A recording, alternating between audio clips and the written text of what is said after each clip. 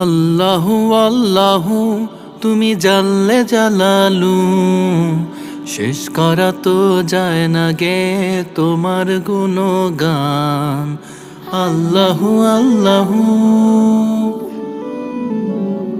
তুমি কাদের গাফফার, তুমি জলিল জব্বার, অনন্ত অসীম তুমি রহিম রহমান।